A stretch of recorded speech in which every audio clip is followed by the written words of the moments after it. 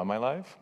Yes, excellent. Thank you so much. Welcome everyone to our closing session. I'm going to take a seat for this one.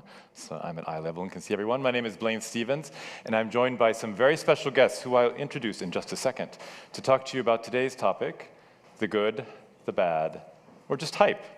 We're going to look at AI and inclusive finance, and we're going to have an active discussion amongst ourselves and you as well, so stay tuned and get ready to get out your devices in just 1 second. But why are we going to be talking about AI and inclusive finance today? How many of you are familiar with the Gartner hype cycle? Gartner hype cycle, anyone? No. This is the adoption of technology. And so technology goes through sort of an adoption cycle, and it reaches a peak. And at that peak, everyone's talking about it. The headlines are always there, but the truth, the substance is not there. And it goes through a sort of maturation phase that comes afterwards as well. And so that's what we're going to explore today. We want to understand, as we talk about AI, particularly GenAI, and our topic, obviously, at Inclusive Finance 25, of inclusive finance, what is the reality of what's happening today on the ground? What's happening that we think is positive in advancing the sector? What's happening that we think is potential risk or a peril for the sector, and then where is it just pretense? Where is it still more just things being said, but no substance behind that? And that's what we're going to talk about. Before we dive in, I can't help, I'm a data person, as everybody knows, I can't help but just have us look at a couple numbers. 60%. 60% of what? So we're talking about GenAI and financial services. We know that algorithms have been used for a long time in credit scoring. We've had sessions on this in the microfinance sector forever, right? But if we look at the series of functions, back office, front office, et cetera, where GenAI is being applied, it becomes really interesting. Yesterday, we had a session on insurance, and we talked about document processing, photo recognition being used as a way to help smooth processing overall. NVIDIA does a survey every year on financial services and AI, and looks at what business functions are adopting GenAI and how that adoption curve is changing. And one thing jumped out at me. Document processing, very interesting, but kind of a boring back office function. But in our world of inclusive finance, it's getting closer to the customer. And the number that struck me was, in 2025 survey, 60% of the some 600 financial service providers responded saying that they were adopting GenAI for customer service interactions. And, hold on, that is up from only 25% just a year ago.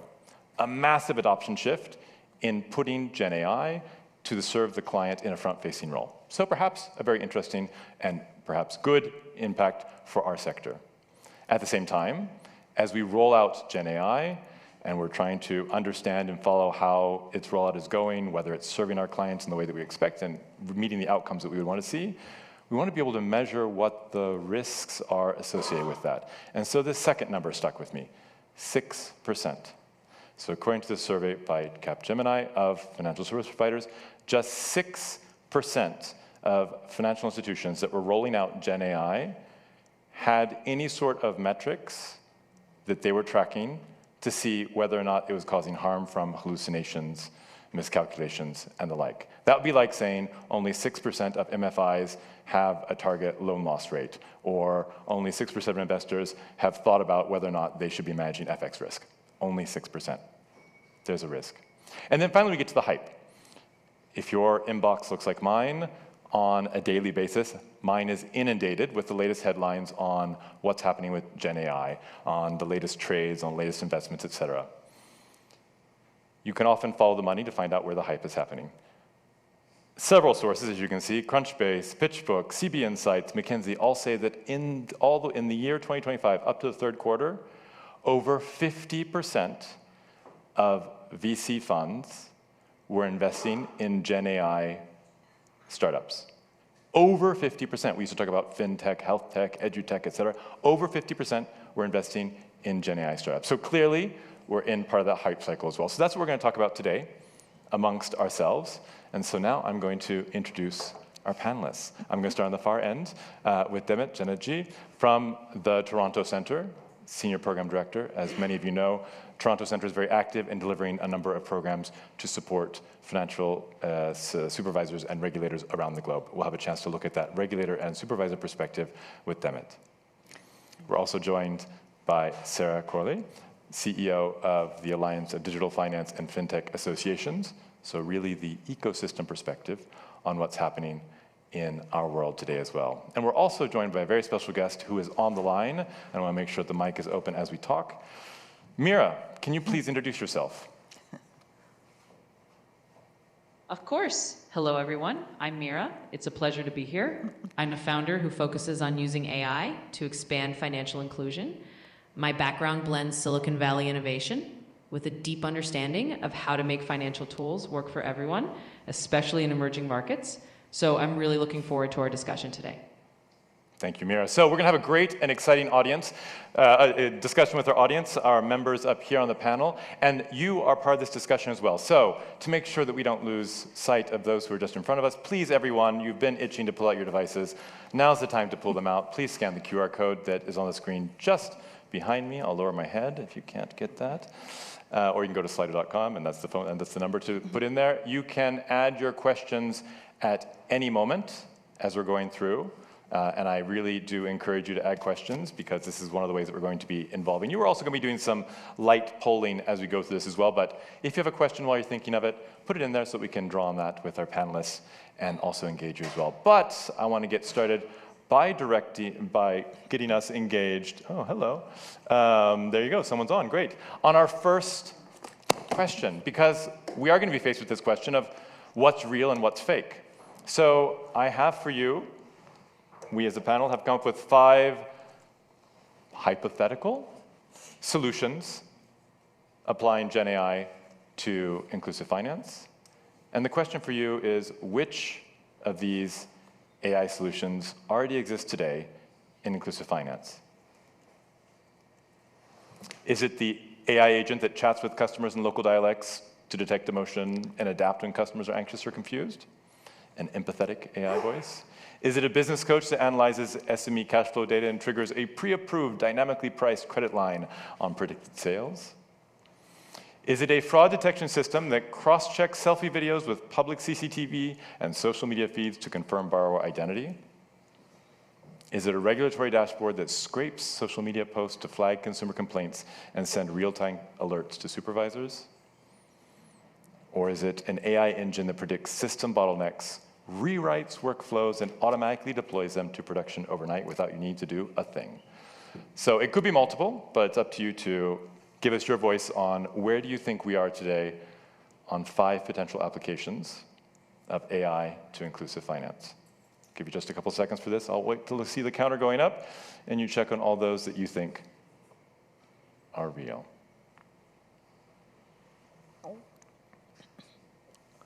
I'll wait till the number hits 40.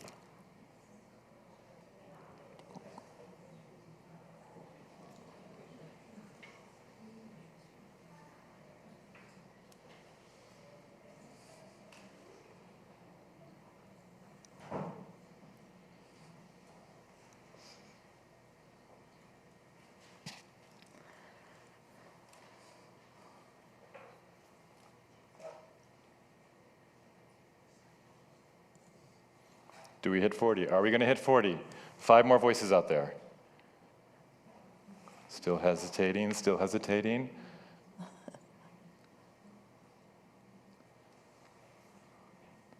So we'll start reading. 36.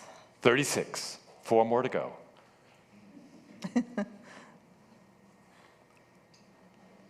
Or not. We will close the poll right there. So, where are we? There we go. You're voting to get your votes in at the last second.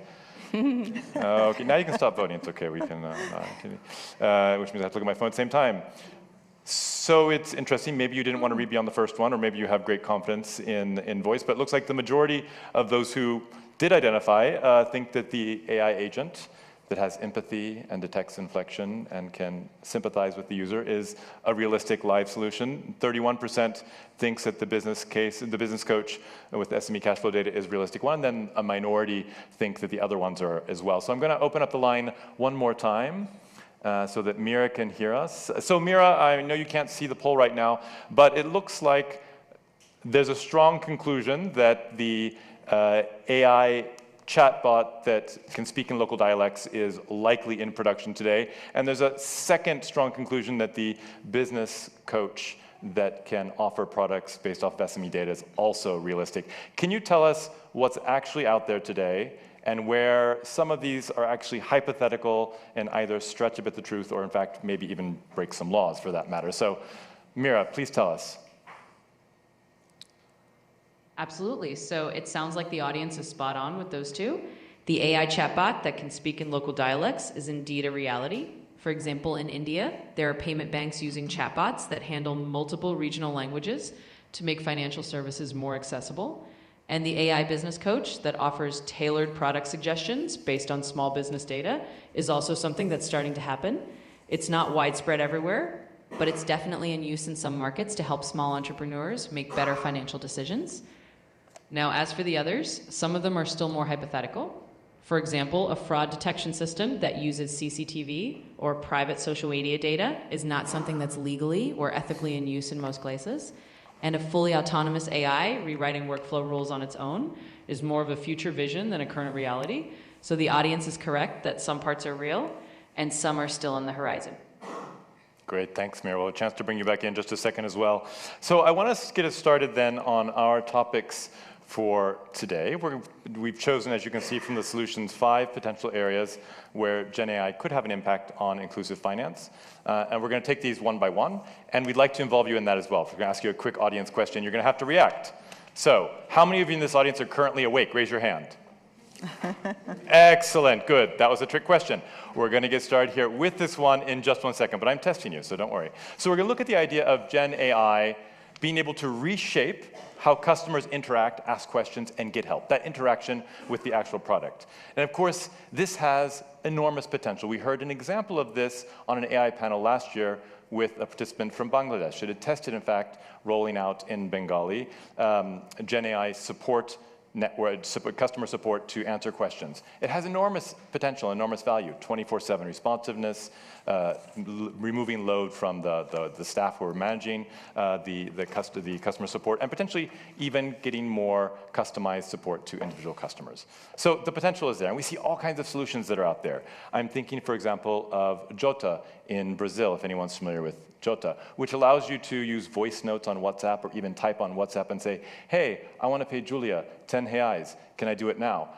And it interacts with the PIC system, says which account you want to use, and then sends money to Julia if she's listed in your account. Something like that, right? So we're talking about something that can actually really facilitate how you interact with your services. Or Lemonade in the US that uses an AI agent called Maya that uses basic terms to explain insurance coverage before someone actually selects a policy for their needs. Amazing ways to help support customer use and interaction with the product. So now I have a question for the audience. Are you ready? Here we go.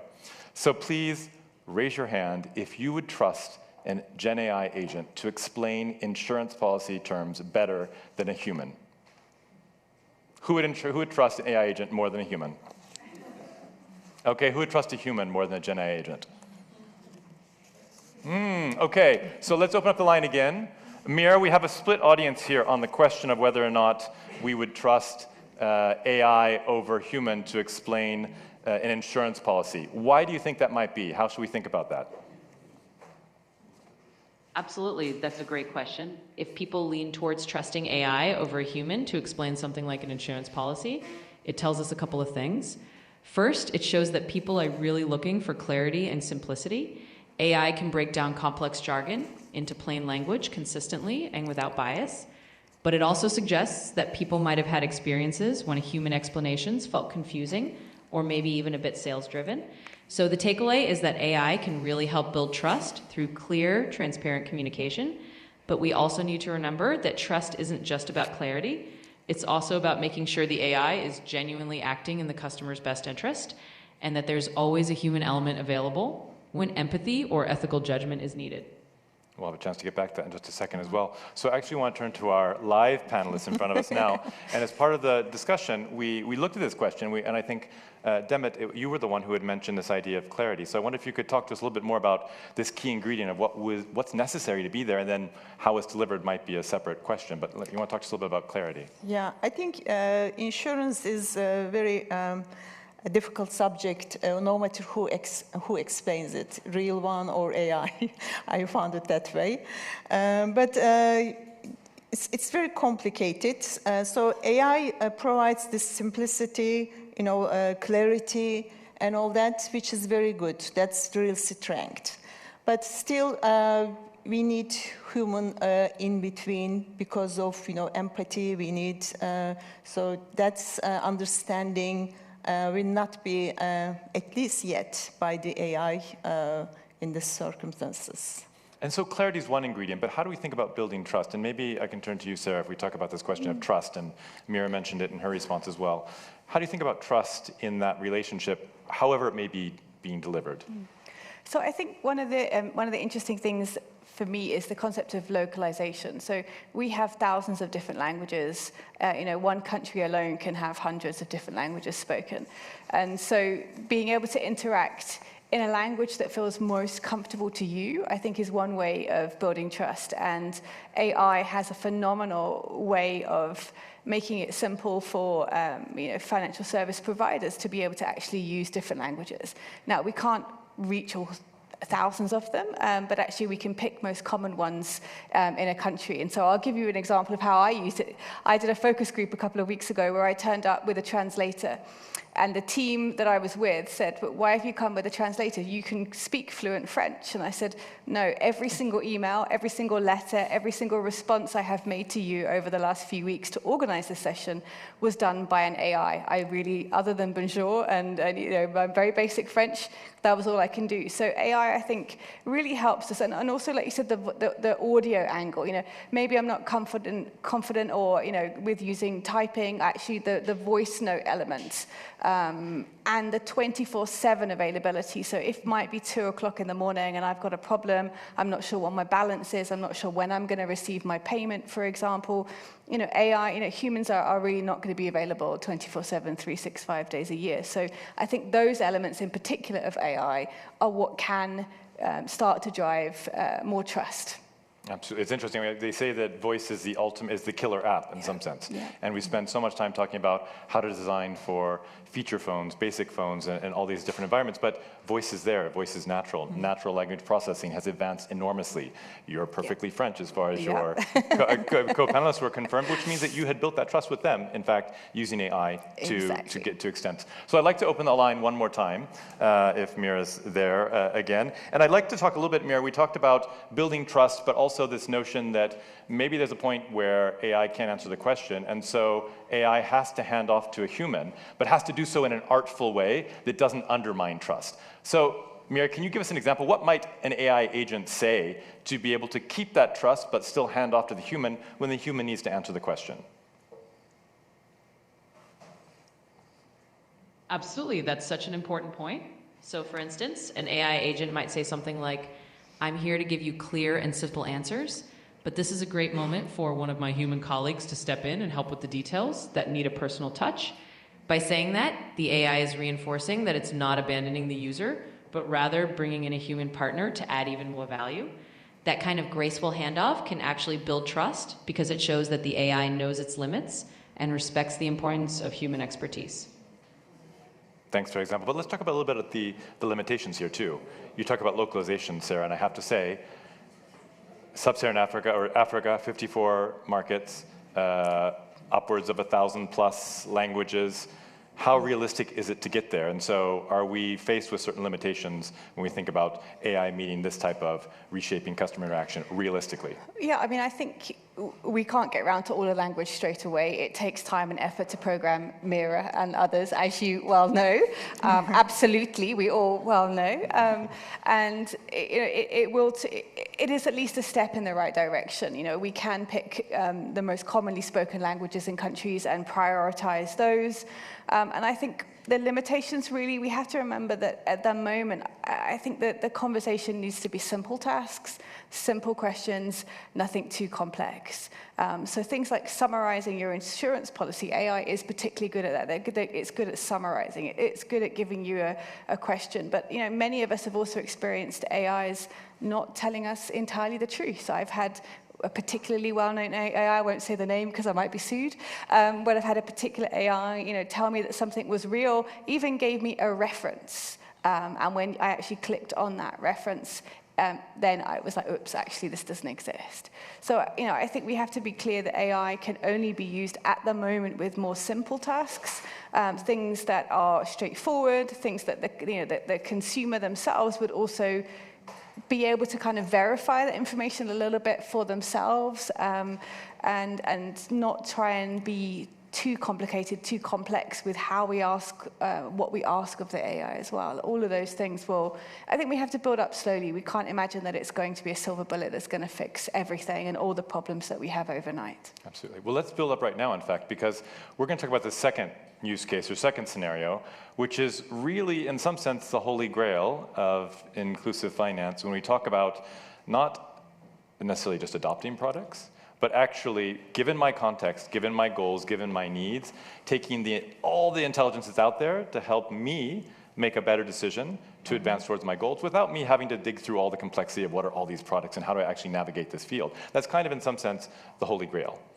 We think about this, and we see examples of this as well. We talked a little bit about in the example just now, but there are examples like Oze in Ghana or Nigeria that offers services to small and medium enterprises to help them manage inventory, manage cash flow, look at their payments and bills and the like. And they use that data to also nudge and help them suggest where they might want to take a working capital loan, what might be the right moment, where they may want to take insurance for something, because they have this wealth of data environment that they're sitting on to be able to do that, which I think is a really interesting prospect or use case of what has often been kind of a holy grail. Can we take what was formerly the reserve of private wealth management advice and scale it so that anyone can reach that today? So now's my second question for the audience. How many of you think that we are in a position today, or on the cusp, of being able to apply GenAI to take the data that a customer may have, whatever that may be, to offer more customized advice to help nudge them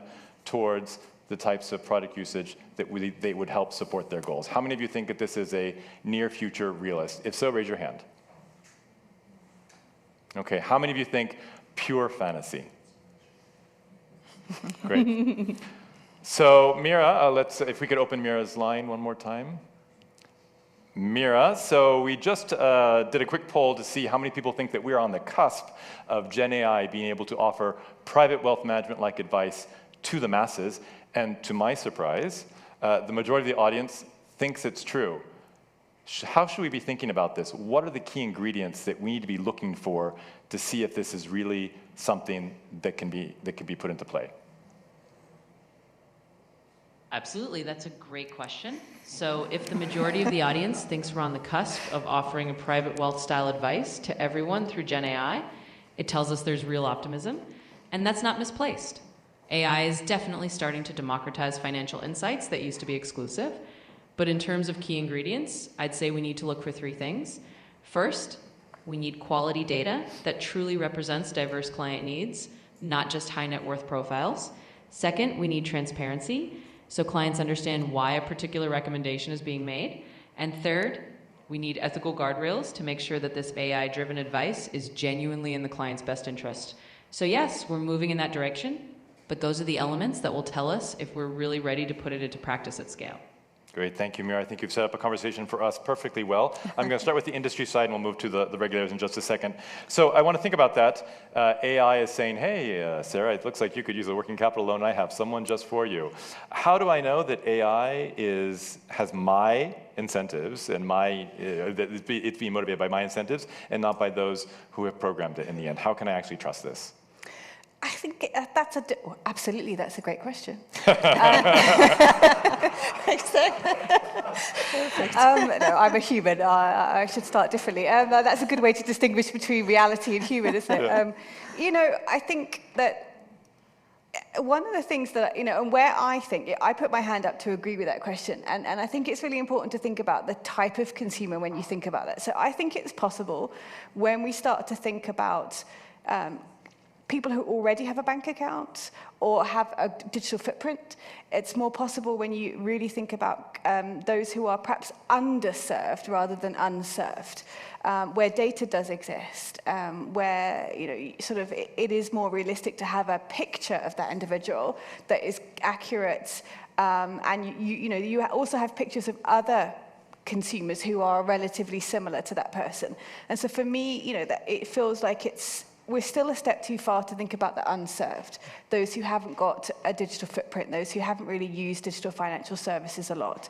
But I've seen, you know, I've been out there working with fintechs. You know, one of the great examples of this I've seen was where, you know, there was a budgeting app where somebody could ask, how can I save for a deposit for my first house? Can I afford to go on holiday this year? And the results of those are pretty accurate. They really are. As long as there is enough data on that consumer, they can actually generate, well, if you save this amount per month, you can then afford to go on a holiday, and you could save this. So I really think that those kind of budgeting tools can be really important for SMEs and for individuals, and can give pretty accurate information as long as the data that's held about that individual is accurate and the right kind of questions are asked. I mean, you know, for example, maybe the AI, if someone was asking about whether they should go on holiday and they don't have an emergency fund, maybe the response of the AI should be, well, first set up your emergency fund before then thinking about going on holiday, for example. So I guess it depends on how we want to train the algorithms, how we want to train our AI. Do we want to make them really perky and say absolutely to every question that we ask it, or do we actually want it to err on the side of caution? And we can do any of those things depending on how, you know, we conceptualize. And one of the, I think, key things is, you know, AI, we think about it as being a tech thing, and it is. You know, there are amazing people out there who can create the most amazing algorithms and do the most phenomenal things, but we also have to have humans that help to think, what is the ethics of this? And so it needs to be kind of a partnership between the concept of ethics and what is right and what could be right for the consumer, not just what we actually can physically do. Excellent. And you know, we're talking a lot about advice and sort of informing choice and providing the context to help the customer meet her goals. Where are we in terms of providing advice and making decisions, and how do we think about that particularly from a regulator perspective, as we talk about AI involved in inclusive finance? Okay, yeah, thank you. This is a great question. I didn't say absolutely. Absolutely.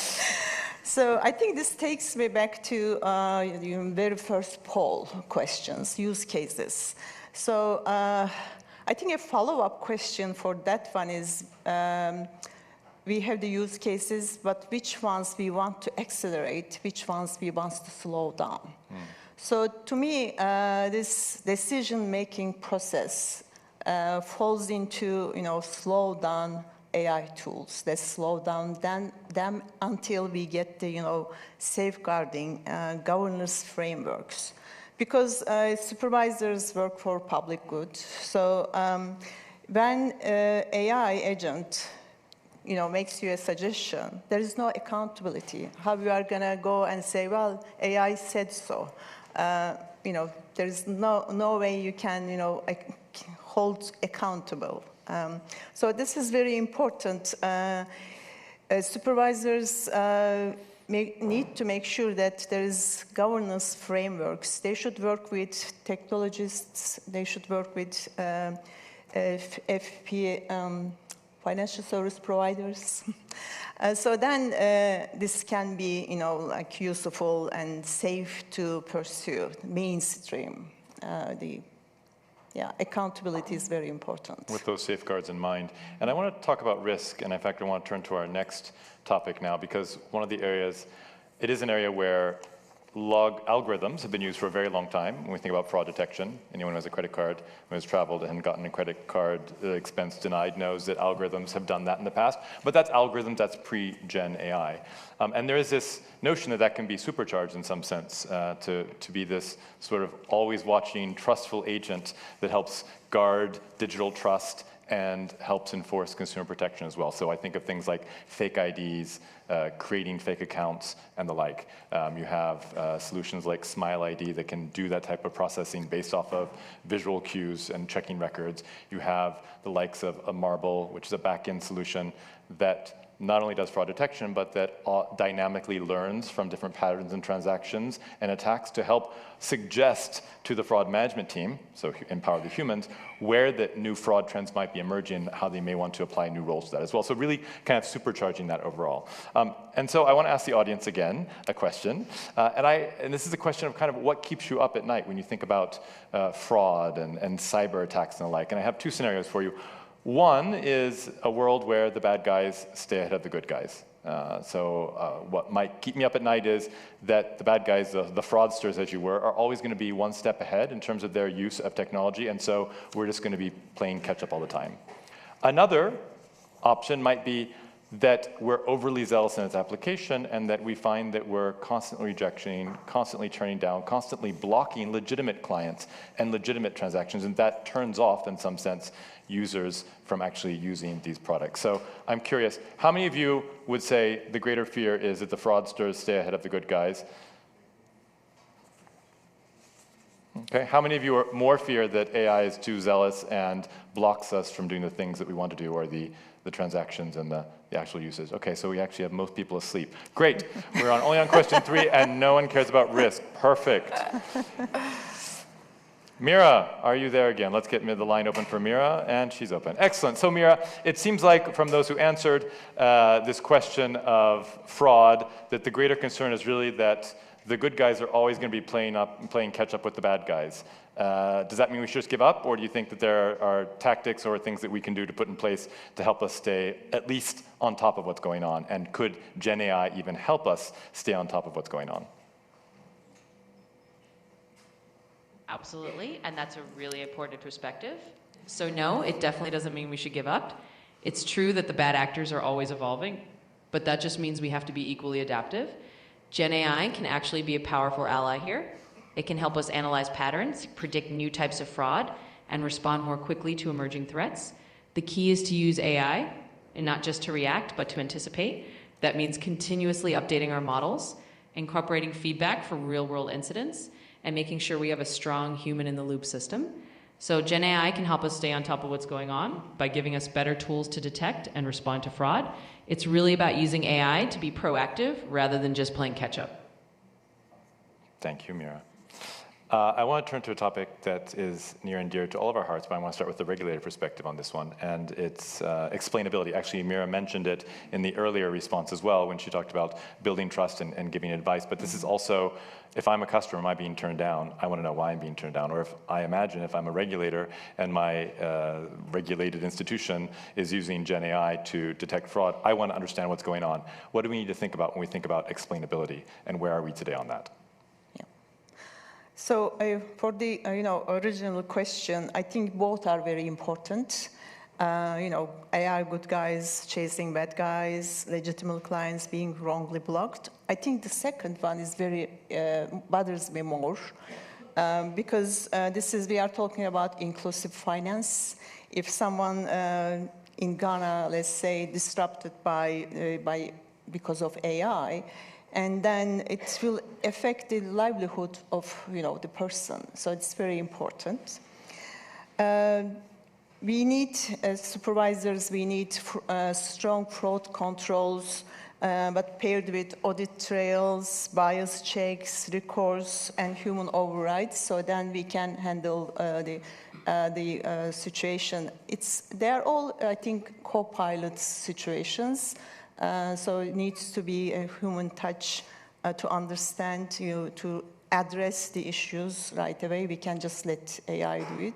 So about explainability, so this is, they need to understand why, the reason behind it. Otherwise, it doesn't make sense. Why this client is rejected or what happened in between. We need to know this. We just can't say AI, said so, or AI results show so. So we have to understand the rationale behind it. Excellent. And I know from the ecosystem provider perspective, one of the concerns is just how explainable are we? So is the explainability and the transparency so strong that we have the risk of someone taking our IP and implementing a model somewhere else. So how do we think about that, Sarah, as we look at explainability, the need? Yes, we need to understand why someone's been rejected or not, but also protecting some sense kind of our IP as providers. I mean, I think we should have an idea of the consumer. And so that should tell us, like, from most of our applications for credit or loan, we would expect to have a turn down rate of this %, and that might be we could look at factors like where that client lives or what that gender is. Having these kind of idea of like KPIs, what would be normal for the business if it was more human touch versus we would expect the AI to do something very similar. So there are some warning signals that we can use to sort of try and help us understand whether the AI how it's working. And of course, the basic fundamental principles of what goes into the design of it, we have to say, what are the elements that we are expecting? It's the same matrix that we'd speak to as a human. It's just, actually we're putting it behind technology instead. So there is some IP in that for sure. And I think it's important that we respect that, because that is ultimately, at the moment when we're talking about all that money going into from VC funding, some fintechs are really out there trying to do something different with this data. So it is important that we allow them to be able to do that, but it needs to be clear. There needs to be targets set. We need to know if the AI may or may not be going off course.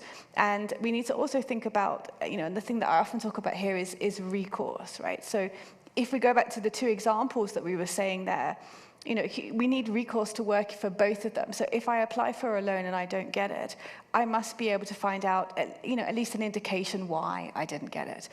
If there was fraud on my account, I must be able to report that and have that investigated and resolved. And we know that some of these recourse, I was in Mexico last week with a panel. 5% of consumer complaints about fraud transactions were resolved in the favor of a consumer.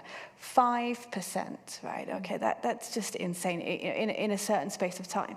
So, we really need to think about the damage that could happen to the consumer, whether that's because they lose money because they're a victim of fraud. That can be incredibly damaging. And that can happen to thousands, millions of people very quickly with AI. And I think that's the scale of the speed of it is what really kind of terrifies me, and why probably of the two, I would have picked stay ahead of the bad guys.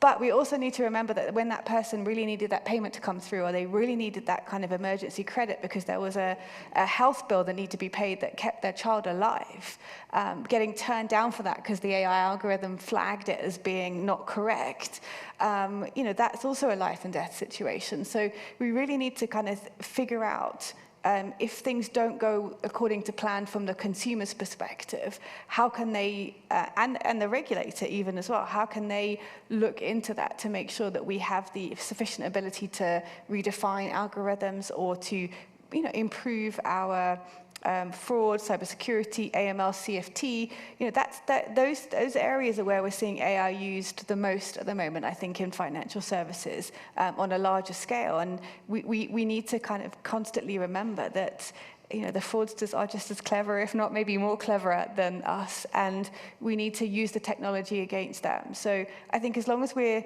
trying to find out what is the needs of the consumers, and remembering that they are humans at the end of the day that we're trying to serve this product with, that's, for me, it's the recourse element that is still really missing from this whole discussion. We can get the explainability right. We can get the explainability right in a way that protects IP and the customer can understand, but we massify that. We still need a human recourse behind that that can support that as well. Exactly. I'm going to use my moderator's privilege to make a comment on this one and skip to our last topic to keep us on time, because as I look through the questions from coming in thank you for your questions. The questions coming in just now, there's a lot on our last topic, so I want to be able to get to that a little bit sooner.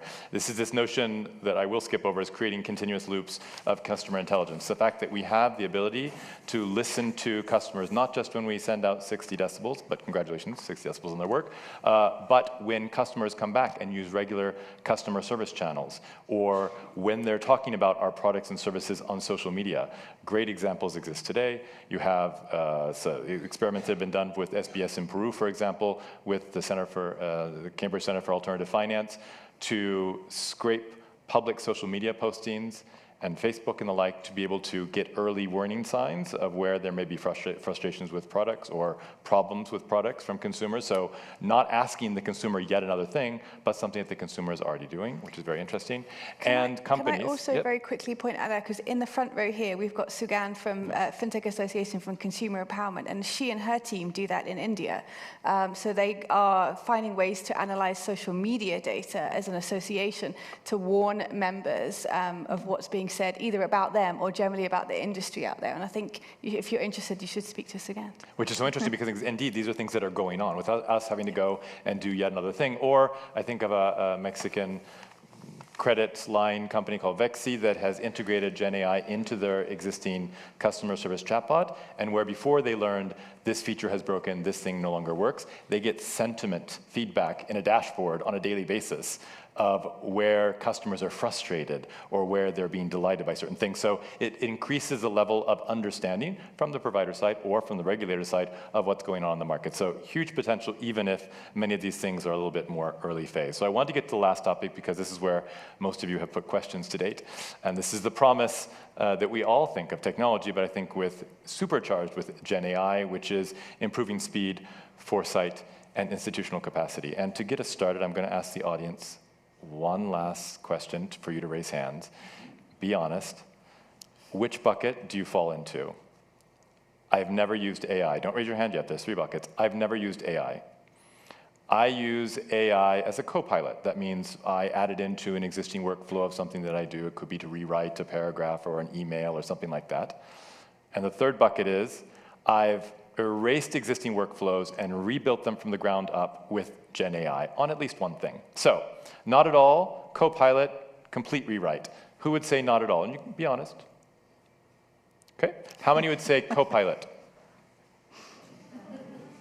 And how many have actually rewritten something from scratch? Wow. Nice. Good for you. And I wonder if we can, I know that Mira has to leave for a meeting, perhaps actually right now, but let's see. I wonder if we can get the line open for Mira one more time. Great. So Mira, I just asked the audience where they stand in their own use of AI, and it seems like the vast majority are in AI pilot mode. One brave soul has actually rewritten a workflow from the scratch based off of GenAI, but the majority are in co-pilot mode. Can we think of a way that we can use this to our advantage as we look at how we can further the use of GenAI to drive inclusive finance? Absolutely. That's actually a fantastic position to be in. If most people are in that co-pilot phase, it means they're already getting comfortable with AI as a supportive tool. That's a great foundation. It means we can build on that familiarity and start introducing more targeted GenAI applications that address specific inclusion challenges. For example, now that they're used to AI helping with routine tasks, we can show them how to layer in AI-driven insights that are tailored for underserved communities, or how to use AI to fine-tune products to fit the realities of people who've traditionally been excluded. In other words, being in co-pilot mode is like having a foot in the door. It's a chance to say, you've trusted AI to assist you. Now let's trust it to help you innovate for inclusion. That can make the transition to more advanced uses of GenAI smoother and more impactful. Thank you, Mira. And I know that you have to leave for a meeting, so thank you for joining while you could. I'm going to turn back to our live panelists, and I want to get to this notion. It's great to hear that the audience is already doing things in co-pilot mode. And I know we'd already talked about some questions, but I have several questions here that are very pointed. You can feel the providers in the room that say, okay, but great, can you give us an example of kind of where to get started? Where do I start applying this in my workflow? What's the easiest part to get started on? So I'm going to turn to the ecosystem actor for the moment and say, where do we need to start looking? Where should these guys out there start thinking about how to integrate GenAI?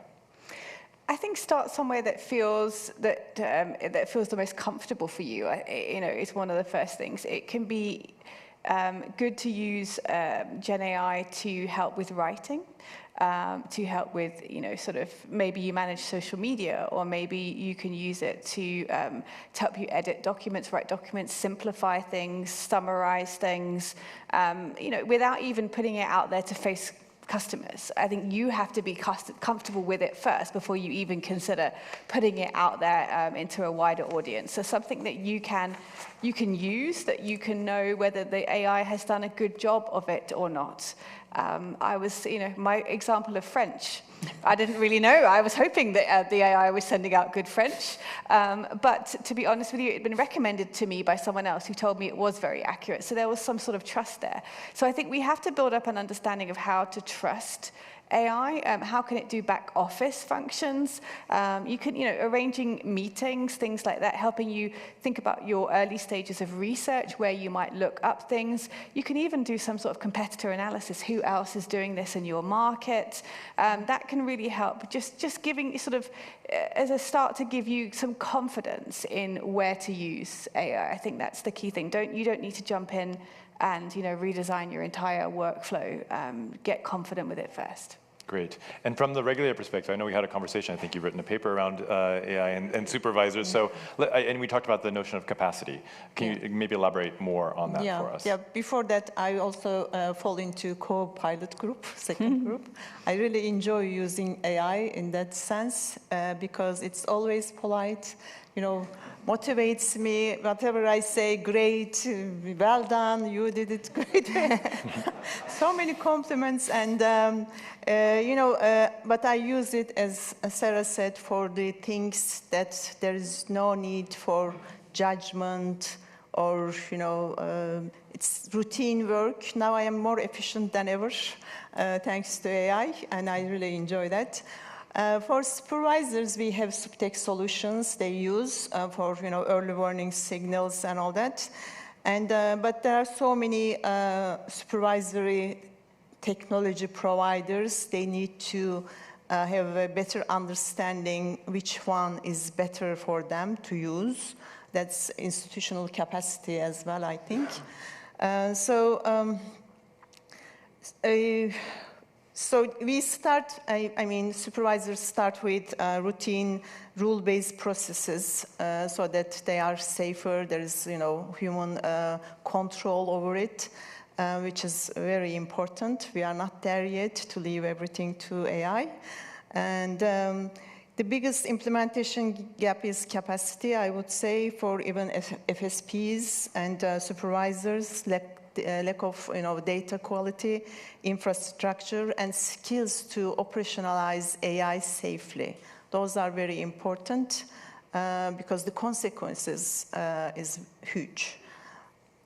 This is great, and we're talking about the skills gap in particular. We talked about localization earlier on, and Sarah, I know we had also talked about just this context and this idea that GenAI, it's a solution that's available 24/7, absolutely anywhere. But we have actual providers in actual markets that need to be able to find also the talent to be able to do something with that. So I wonder if you want to talk a little bit about that talent gap, or how we can think about that in actually applying GenAI. Yeah, there's two things that worries me: talent and infrastructure. So I'll talk about talent to start off with, and we know already, even if you read reports that are Europe and US based. Skill shortage on how to use AI is one of the things that many organizations fail. I saw a shocking report the other day that actually only 1/3 of financial institutions using AI actually understand how the AI is working.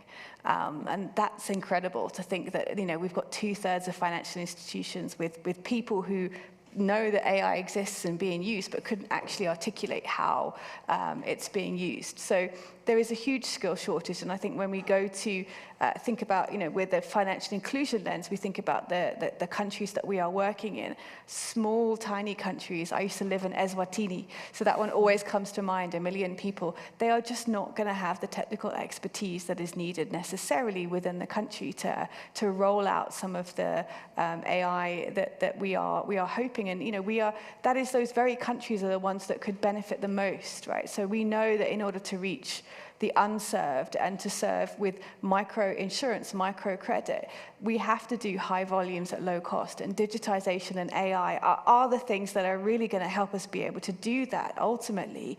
But yet we're going to have a huge skills shortage in those countries. And if it's okay, I can also touch on infrastructure. Because we are challenged with countries that don't have stable sources of network connectivity, or whether that's data or voice. We also have electricity challenges in those environments still, and AI needs huge servers and computing power to be able to work well, which is going to be a real challenge because, you know, we don't have data centers in many countries. Where they exist, they're very high. We need cloud computing and regulation has gone in a direction and laws where we've seen, you know, data wanting to stay within a country because, you know, there's a sort of a feel of data is safer if it stays within my legal jurisdiction. But actually, if my legal jurisdiction doesn't have any data centers and I don't have great server infrastructure and I have electricity and network challenges, my ability to use AI is enormously restricted. So we need to think sort of about actually, you know, the AI. It scares me because we're going to have potentially a situation where Europe and the US and some of our larger countries, you know, I think sort of your Indias, your Brazils, your Chinas are going to be storming ahead with the use of AI. But our smaller countries, which are already having difficulties, I was in this session before when we were talking about recovery for Palestine, for Syria, you know, those countries are going to potentially get even further behind and not be able to use AI because of access to resource and capacity challenges within the country. So I think we would need to think about how can we make AI affordable and democratic so that everybody can be able to use it, not just those who can afford it. Absolutely, and I think on the optimistic side, seeing the response to the poll in this room, one way is to get started and start working on it. So it's a skills building from within. And then, unfortunately, Mira's gone, but we could also talk about things like small language models. So not the large language models that we all know that are, of course, enormously energy consuming. There have been a lot of questions around climate impact, but also very precise things for very precise tasks that can do just as good of a job, but on something much smaller, which might answer some of those questions.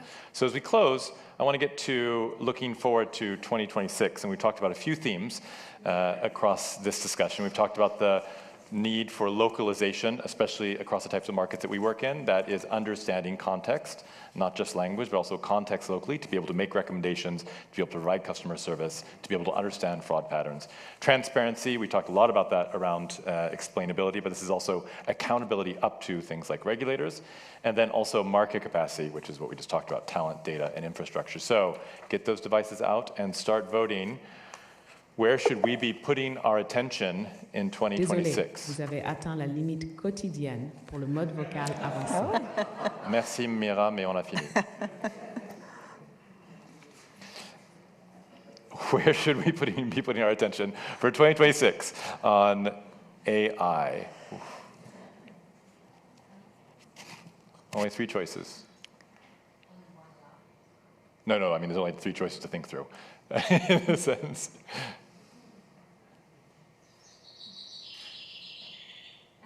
Awesome.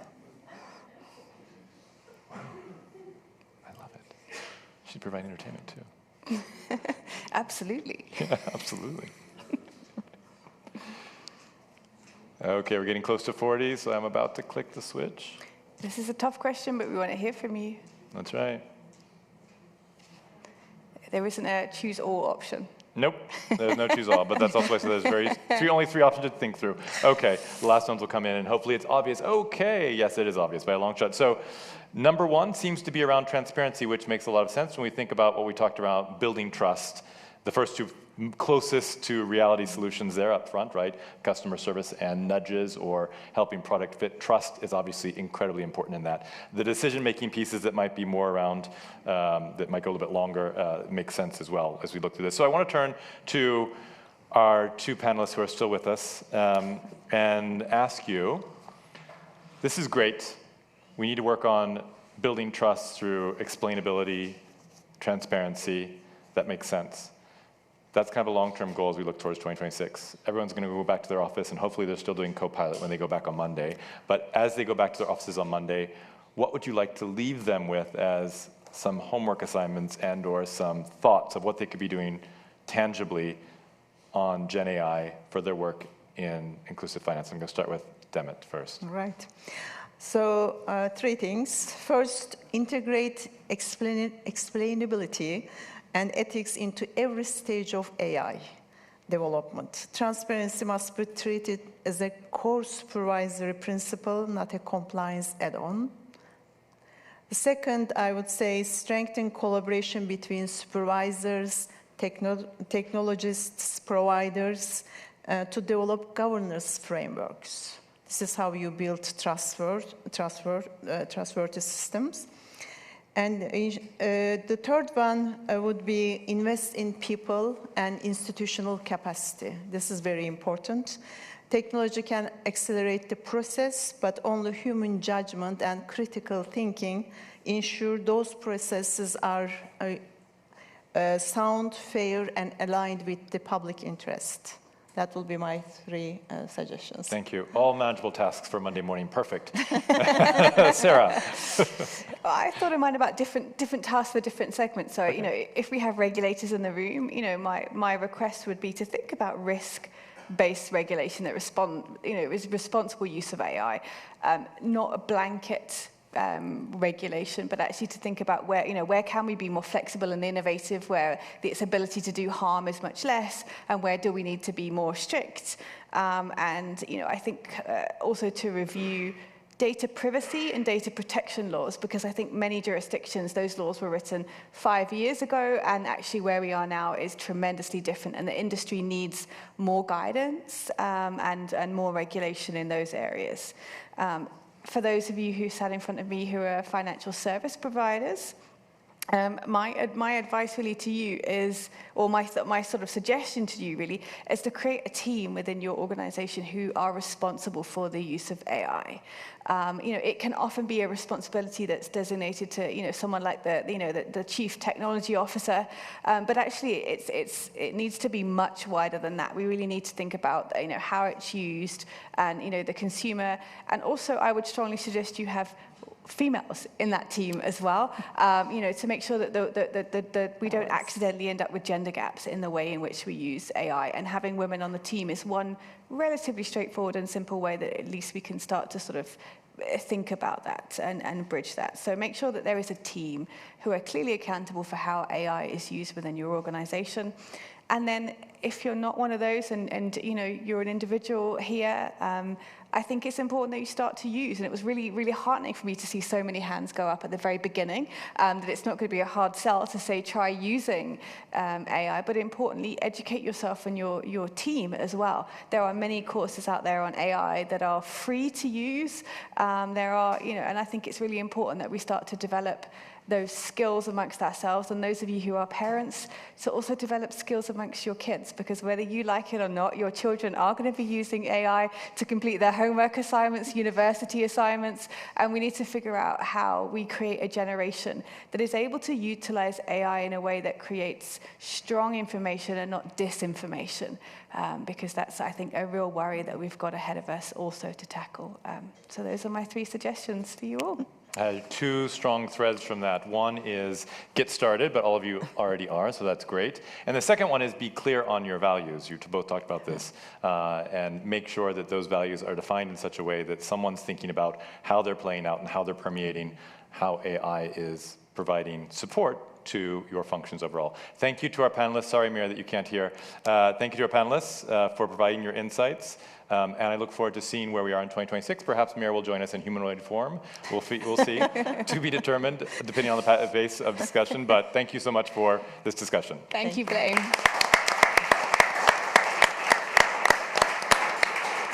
And I think that I have, do not move, do not leave your seat. I believe we have some closing comments from our hosts. Mira did want to leave you with one thought. I'll leave that on the board behind.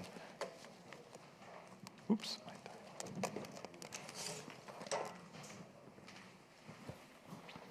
Thanks a lot, the panelists and Blaine, for this very fun and enlightening session. On behalf of the European Microfinance Platform, I would like to give a warm thanks to all of you. We were extremely pleased with all the full rooms, and thanks for making it. As we celebrate the year of cooperatives and of microinsurance, we all learned very important lessons. In my case, it's been that there are several ways to do things right, even if they're not necessarily easy. We just learned there's many things we can do with AI, but we can potentially choose. Let's see how we may implement this with the next year's award for financial inclusion for youth. We'll make sure this will be explicable as well. We would like to thank the sponsors of the Inclusive Finance 2025, the European Microfinance Platform team, as well as Infine and the Microfinance Insurance Network, the Ministry of Foreign Affairs, as well as the Good Vibes team and Charles. We look forward to seeing you, many of you, next year, and all the best with the end of the quarter. We hope you will join us for the cocktail. Thank you. Yes, and please, one logistical item. Thank you very much, Christoph. We just sent you a feedback survey. Please, would you mind spending a little of your time to fill it out? It will be very useful to inform continuous improvement. Thank you very much.